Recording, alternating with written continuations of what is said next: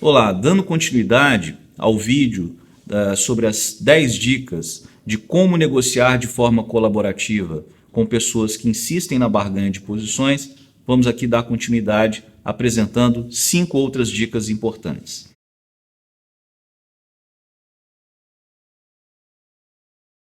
A primeira delas, não rejeite nem aceite a posição do outro.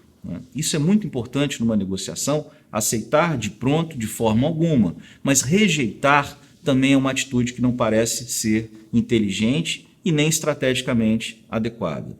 A pessoa, quando afirma a sua posição e encontra uma rejeição, a reação imediata é a estagnação do processo de desenvolvimento da negociação. Então, ao invés de rejeitar, tente alcançar os interesses que estão por trás dela. Façam com que essa pessoa justifique a sua posição. Uma vez identificados esses interesses, explore esses interesses. A pessoa, quando percebe que você está atento e interessado em trabalhar na perspectiva dos interesses que estão por trás da sua própria posição, elas tendem a romper com a ideia da barganha de posições e passar a negociar de forma colaborativa, porque lhe parece interessante. A dica 2 é: não insista na defesa das suas ideias quando são combatidas pela pessoa com a qual você negocia. É muito comum que num processo de negociação, quando a pessoa com a qual você negocia trabalha na perspectiva das posições, que essa pessoa fique ali reiteradamente questionando, refutando toda e qualquer ideia, proposta, pensamento que você manifesta. Então, ao invés de insistir nesse pensamento, dar sequência a esse processo de insistência, faça o seguinte: procure buscar nessa pessoa uma explicação do porquê está refutando, do porquê está rejeitando. Pergunte o que há de errado com a sua ideia. Pede que ela explique quais são as razões da sua discordância. Essa resposta vai te trazer informações importantes, que você pode, a partir delas, passar a sustentar a sua ideia, a sua posição, o seu pensamento de uma forma diferente, ou até mesmo entender que o seu próprio pensamento está equivocado. A dica 3 é: quando o outro não prestar atenção suficiente naquilo que você diz, não repita esse comportamento, não faça o mesmo.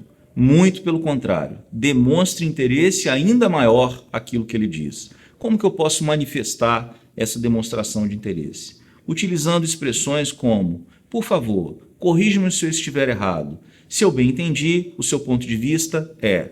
Esse tipo de fala, de abertura ou de encerramento vai aos poucos demonstrando à pessoa que você está de fato interessado em compreender aquilo que ela manifesta, e ela, consequentemente, tende a deixar de agir de forma diferente daquela que você utiliza na condução das suas ações. A quarta dica é: não fale sobre o outro, fale sobre você mesmo.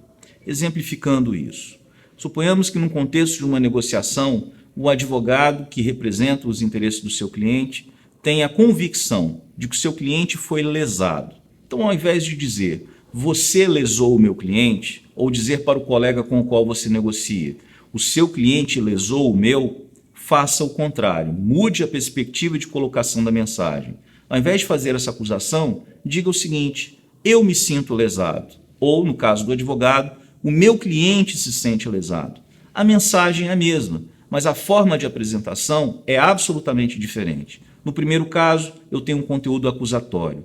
No segundo caso, eu tenho um convite à reflexão.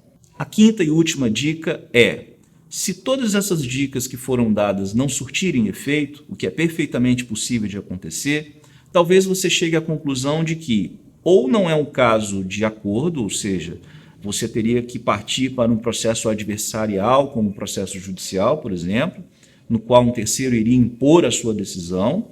Isso você percebe quando não há possibilidade de diálogo, você observa uma resistência absoluta à prática de concessões, a barganha ela persiste sem qualquer tipo de mudança de perspectiva.